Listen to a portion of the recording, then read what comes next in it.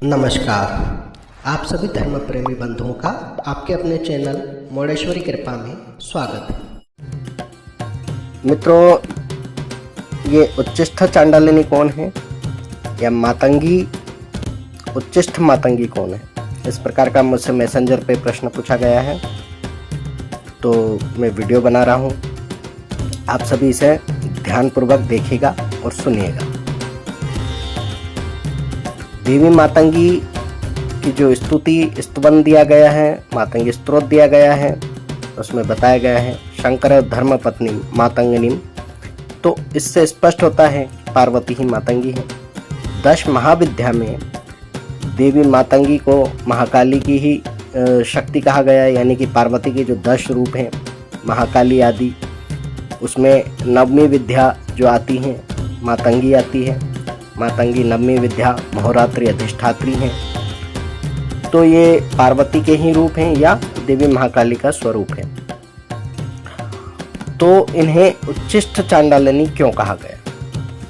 तो देखिए, एक कथा आती है कि श्री हरि विष्णु और लक्ष्मी जी जब कुछ भोजन सामग्री आदि लेकर के कैलाश पर पहुँचे और उनके साथ मिल बैठकर बांटकर खाने की उनकी इच्छा हुई, तब इन लोगों ने आपस में अपने द्वारा बनाई हुई सामग्री को साथ में रखा और साथ बैठकर भोजन करने लगे।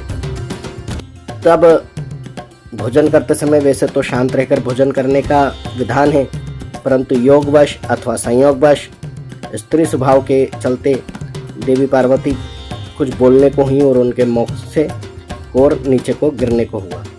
वह धरती पर गिरता उसके पहले ही वहाँ एक कन्या प्रकट हुई, देवी प्रकट हुई, और उन्होंने उस कोर को हाथ में ग्रहण कर लिया और उसे खा लिया। तब लक्ष्मी जी ने हरि नारायण से कहा कि हे प्रभु, ये कौन देवी हैं और ये अचानक कैसे प्रकट हो गई? तब विष्णु ने कहा कि ये देवी मातंगी हैं, उच्चिष्ठा मातंगी हैं, जिन्होंने इस भोजन को ग्राह्य कर लिया है। यह किसी भी देव को जाने वाले भोजन को यदि देव तक नहीं पहुंचता है तो असुर और सूक्ष्म रूप से व्याप्त असुर या असकारात्मक शक्तियां जो होती हैं वो ग्रहण करती हैं। तो इसलिए उस भोजन को व्यर्थ न जाने देते हुए और असुर शक्तियों को प्रबल न होने देने के लिए देवी ने स्वयं ग्रहण कर लिया है। तब लक्ष्मी जी ने पूछा कि ये उच्चिष्ठ मातंगी क्या है, क्यों है, किस लिए हैं? तब उन्होंने उनको बताया कि ये उच्चिष्ठा इसलिए हैं क्योंकि इन्होंने इस मुख के द्वारा गिरे हुए या किसी के निमित्त दिए हुए भोजन को स्वयं ग्रहण कर लिया है।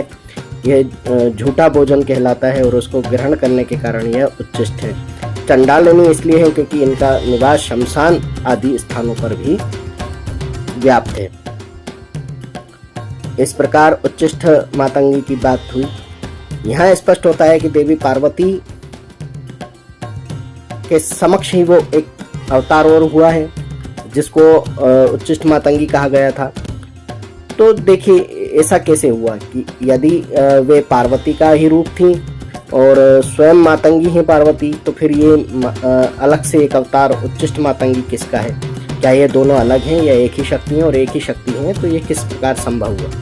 तो देखिए, जितने भी गण गणिकाएँ होते हैं देवी के, वे सभी जो देवी की आराधना में लगे होते हैं, देवी के प्रत्येक कार्य को करते हैं, देवी की इच्छा मात्र से हर कार्य को संपन्न करते हैं, वे सभी उन्हीं देवी के नाम से जाने जाते हैं जिनके कि वे गण होते हैं।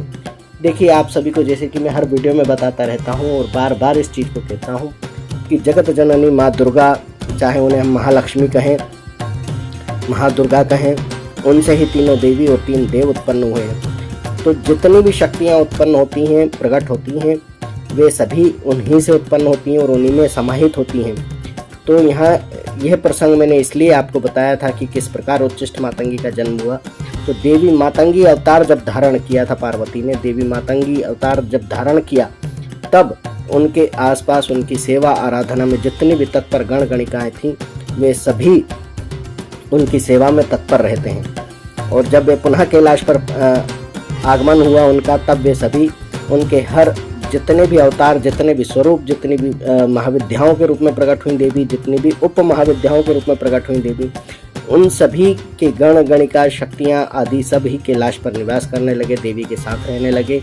तब देवी ने कहा कि आप सभी को जहाँ जहाँ मेरे तीर्थ है, जहाँ जहाँ मेरे स्थान है, जहाँ जहाँ मेरी मान्यता है, आप सभी वहाँ विभक्त होकर के अपने अपने स्थान को ग्रहण करें और मेरे कार्य को संपन्न करने की या मेरे कार्य में मदद करने की सहायक बने, सहायक देवी देवता बने।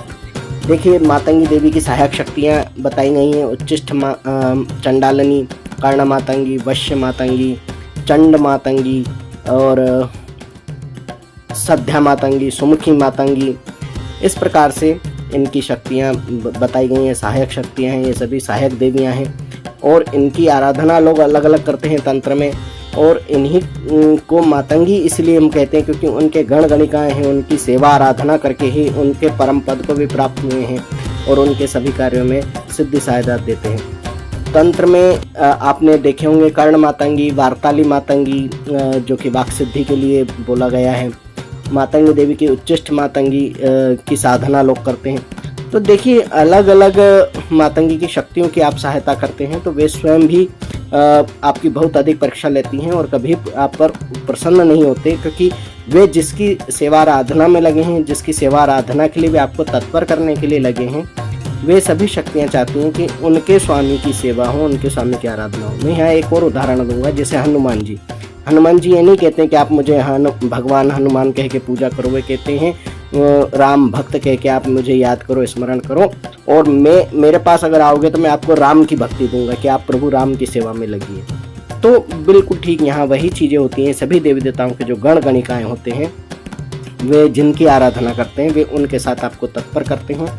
इसलिए तंत्र साधनाएँ जितने भी वीडियो आदि बने हैं, अलग अलग सहायक शक्तियों के मंत्र विधान आदि के साथ बने हैं, जो वे कहते हैं कि आप इनकी आराधना कीजिए और ये सिद्धि लीजिए। लेकिन जबकि ये सब शक्तियाँ कहती हैं कि आप मातंगी की शरण में जाइए, मातंगी देवी की शरण में जाइए, हम तो स्वयं ही हाजिर हो जाएंगे। तो यही थी उच्चिष्ट चांडालिनी की बात। उच्चिष्ट चांडालिनी का वास शमशान में माना गया है।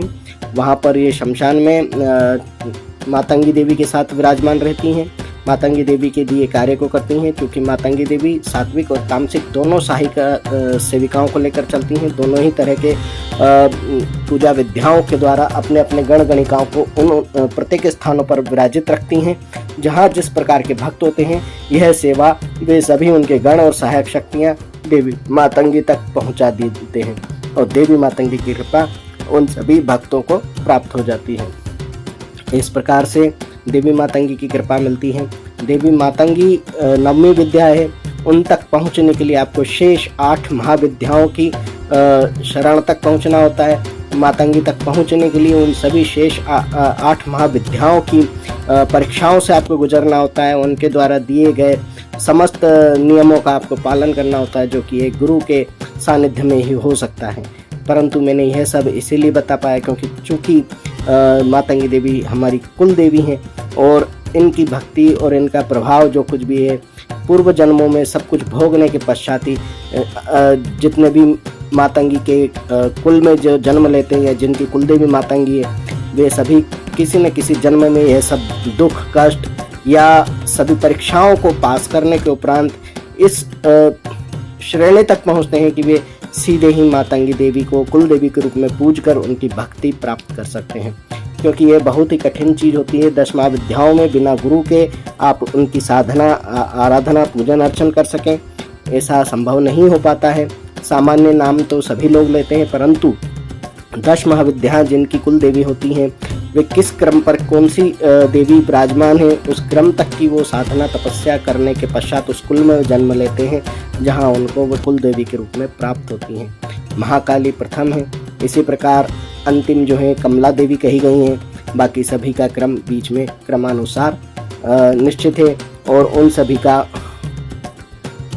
उपभोग करने के बाद, उन सभी के परीक्षाओं का उपभोग करने के बाद उसके परिणाम स्वरूप ही आप उनके कुल में वंशज होकर के उत्पन्न होते हैं और उन्हें कुल देवी के रूप में आप पूज सकते हैं, मना सकते हैं, आराधना कर सकते हैं। इसीलिए जब ये अनमोल जीवन हमको इतनी कठिन तपस्या के बाद मिला है, तब हमें अनेक लालच में आकर, अनेक सिद्धियों के लालच में आकर अन्य सहायक देवियों की सेवा आराधना के बजाय हमें मूल देवी की ही आराधना करना चाहिए। और इन सभी सहायक सेविकाओं का स्मरण अवश्य करना चाहिए, क्योंकि ये इनके खुश होने से देवी खुश होती है, और देवी के खुश होने से तो ये स्वयं ही प्रसन्न होकर समस्त शक्तियाँ और सिद्धियाँ हमें प्रदान कर देती हैं। तो अब आपको समझ में आ गया होगा कि उच्चिष्ट मातंगी या उच्चिष्ट चांडालिनी या मातंगी देवी कौन है और किस प्रकार है। मैं मातंगी देवी के बारे में और भी वीडियो लाता रहूँगा। और इसी के साथ जय मौड़ेश्वरी बोल बम।